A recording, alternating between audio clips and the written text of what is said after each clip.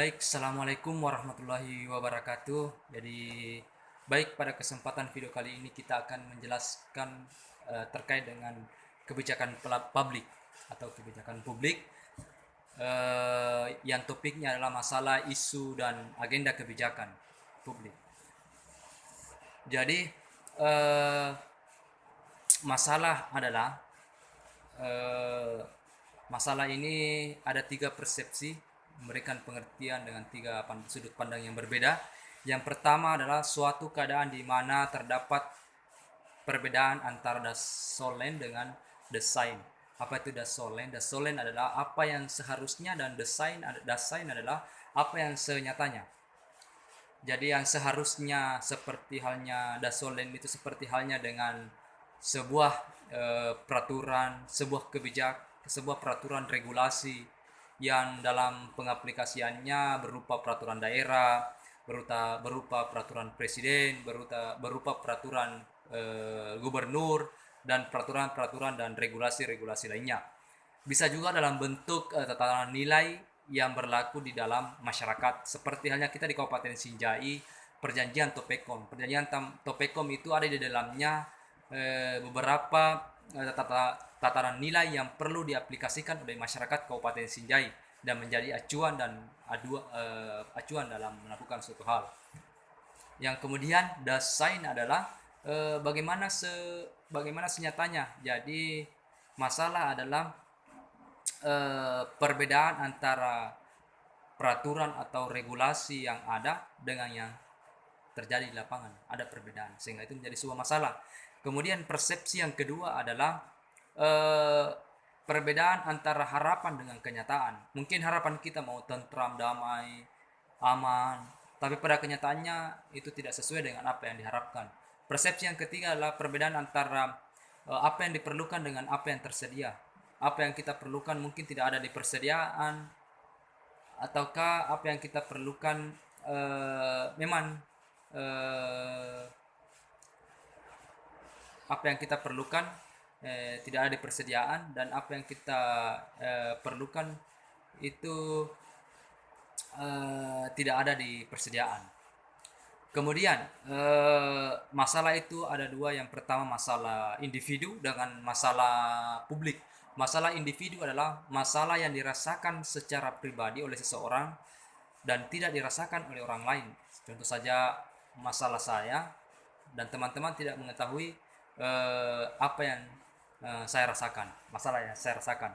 Yang kedua adalah publik. Eh, Masalah publik adalah kebutuhan-kebutuhan atau ketidakpuasan-ketidakpuasan manusia yang tidak dapat diatasi atau dipenuhi, serta mempunyai akibat yang luas baik secara langsung maupun tidak langsung yang bagi masyarakat umum. Artinya ketidakpuasan-ketidakpuasan oleh manusia yang tidak bisa diatasi secara pribadi, yang mempunyai dampak yang luas baik secara langsung maupun tidak langsung bagi masyarakat.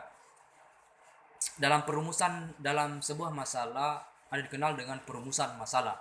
Perumusan masalah ini sangat merupakan hal yang langkah awal dalam pembuatan suatu kebijakan publik. Karena kebijakan publik itu bisa berawal karena berawal dari sebuah masalah. Terkait itu kebijakan publik itu tidak berdiri dengan sendirinya, tapi sebelumnya ada sebuah masalah. Contoh saja peraturan terkait dengan ternak. Tidak mungkin peraturan terkait dengan ternak itu tidak mungkin langsung jadi, atau langsung kebijakan itu tidak langsung dibuat, tapi ada fenomena, ada kejadian-kejadian, ada masalah bahwa hewan ternak itu mengganggu ketertiban, hewan ternak itu mengganggu pengendara, membahayakan bagi pengendara, hewan ternak itu kotorannya mengganggu, sehingga dibuatkanlah peraturan terkait dengan peraturan ternak. Sehingga perumusan masalah itu sangat penting.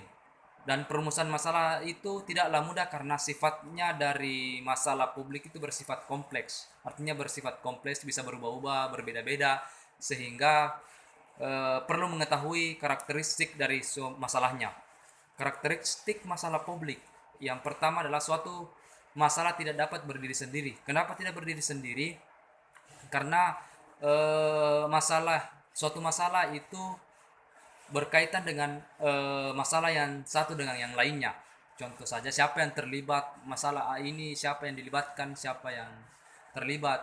Kemudian maka harus sehingga mengharuskan menganalisis kebijakan itu melalui pendekatan holistik. Apa pendekatan holistik? Itu pendekatan secara menyeluruh sehingga dapat memecahkan masalah dan dapat mengetahui dari akar permasalahan tersebut. Jadi, sehingga pendekatan holistik itu siapa yang terlibat, apa yang dilakukan, seperti apa, dan itu semua sehingga kita mendapatkan masalah itu sampai akar-akarnya. Yang kedua adalah masalah kebijakan harus bersifat objektif, di mana masalah tersebut merupakan hasil dari pemikiran dari lingkungan tertentu. Yang ketiga, suatu fenomena yang dianggap masalah karena keinginan manusia merubah situasi. Contohnya situasi seperti di situ tidak aman, tidak terjadi, selalu ada terganggu, sehingga adanya suatu fenomena yang adanya keinginan manusia untuk merubah situasi itu. Yang selanjutnya adalah suatu masalah kebijakan solusinya berubah-ubah. Maksudnya ini sini adalah kebijakan yang sama untuk masalah yang sama belum tentu solusinya itu sama. Karena mungkin waktu dan tempatnya yang berbeda. Contoh saja kita di Kabupaten Sinjai. Di Kabupaten Sinjai itu terdiri atas ada dataran tinggi, ada dataran rendah. Seperti hanya di Kabupaten Sinjai, khususnya di Kecamatan Sinjai Utara. Sinjai Utara itu yang notabene rata-rata adalah nelayan, penyerta pencariannya nelayan. Kalau di Sinjai Barat itu notabene adalah perkebun atau pertanian. Tidak mungkin sebagai seorang nelayan diberikan solusi atau memberikan bantuan dengan solusinya adalah traktor, dengan solusinya dengan semprotan hama. Tidak mungkin. Yang cocoknya itu adalah di Sinjai Barat dan Sinjai Selatan. Dan tidak mungkin juga di Sinjai Selatan dan Sinjai Barat itu dikasih perahu, dikasih penangkap ikan, tidak mungkin. Jadi itu yang dimaksud. Kemudian selanjutnya adalah isu kebijakan publik. Menurut Charles O. Jones tahun 1996 menyatakan bahwa masalah adalah kebutuhan-kebutuhan manusia yang perlu diatasi, sedangkan isu adalah masalah-masalah umum yang bertentangan dengan satu sama dengan yang lainnya. Masalah dapat terjadi karena satu atau gabungan dari beberapa hal berikut yang tidak berjalan dengan baik. Yang pertama, rule atau peraturan. Jadi peraturan, ketika tidak ada peraturan maka suatu kebijakan itu tidak berjalan dengan baik, atau tidak ada regulasi atau tidak ada hukum yang mengatur, maka peraturan itu juga tidak akan berjalan dengan baik.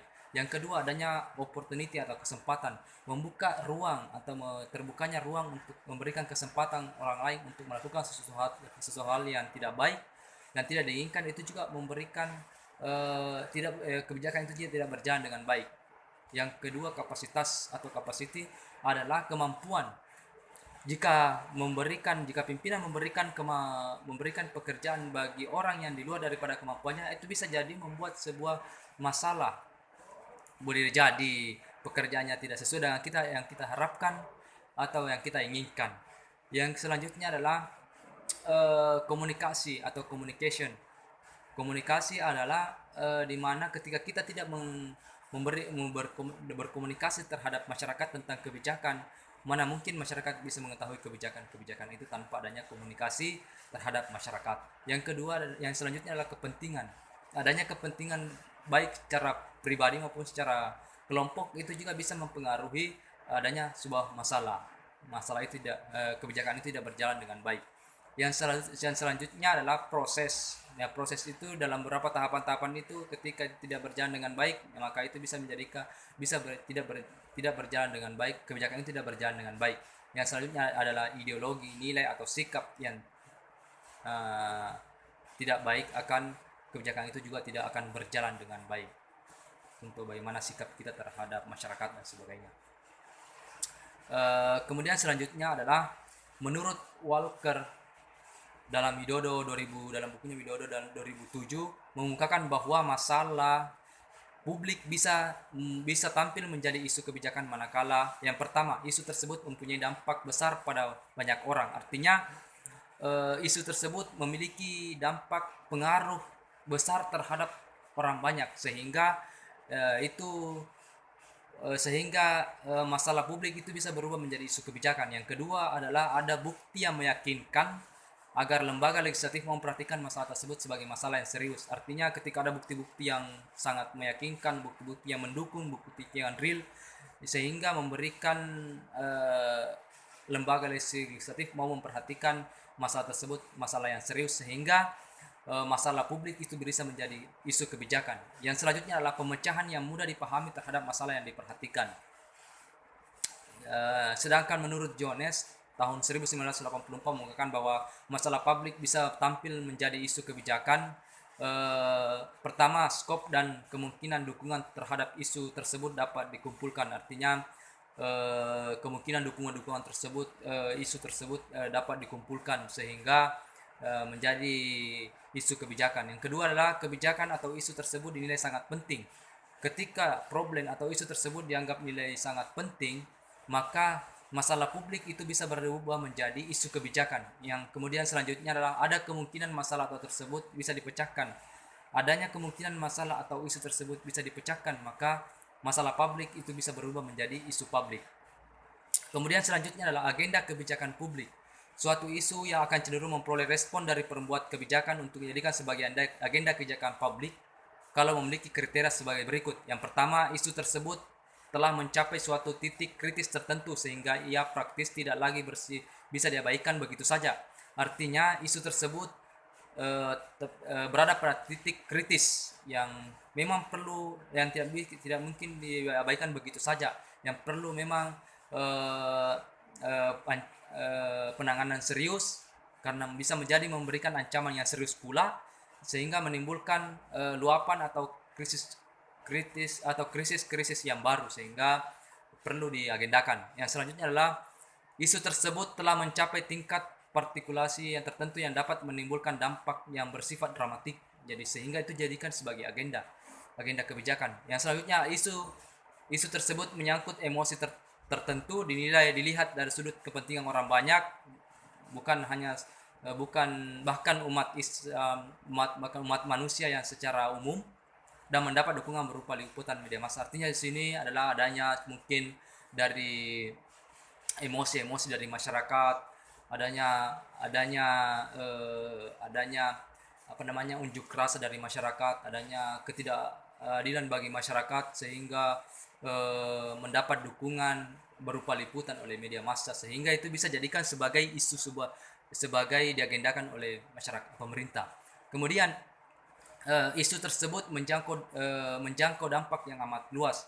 Adanya dampak yang sangat luas sehingga isu itu dijadikan sebagai diagendakan. Kemudian isu tersebut mempermasalahkan tentang kekuasaan dan keabsahan atau legitimasi dalam masyarakat. Yang selanjutnya adalah isu tersebut menyangkut suatu persediaan yang fashionable di mana posisi sulit untuk dijelaskan tapi mudah dirasakan kehadirannya. Kemudian yang terakhir adalah pembentukan agenda. Bagaimana status agenda diperoleh? Pertama, pembentukan persepsi terhadap masalah yang berkembang dalam masyarakat dan bagaimana masyarakat memahami masalah tersebut. Kemudian selanjutnya bagaimana masyarakat memobilisasi dukungan agar masalah tersebut dibawa ke pemerintah sehingga menjadi sebuah agenda pemerintah. Tahap ini disebut dengan tahap agenda building. Artinya di sini adalah bagaimana masalah tersebut persepsi masalah tersebut diperoleh terhadap masalah tersebut jadi berkembang di dalam masyarakat. Kemudian bagaimana masyarakat mengetahui masalah tersebut.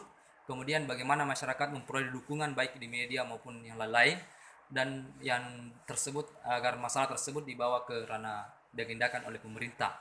Kemudian penyusunan agenda bagi pemerintah di mana pemerintah mengambil langkah-langkah tertentu terutama dalam memformulasikan dan mengeletimasi kebijakan yang ditempuh sehingga mendapat dukungan yang kuat dari masyarakat. Artinya di sini adalah bagaimana masalah-masalah tersebut diagendakan oleh pemerintah, melakukan langkah-langkah strategis untuk masalah-masalah tersebut, penyelesaiannya dalam bentuk formulasi peraturan atau regulasi dan legitimasi dalam bentuk sebuah kebijakan agar mendapat dukungan dari masyarakat.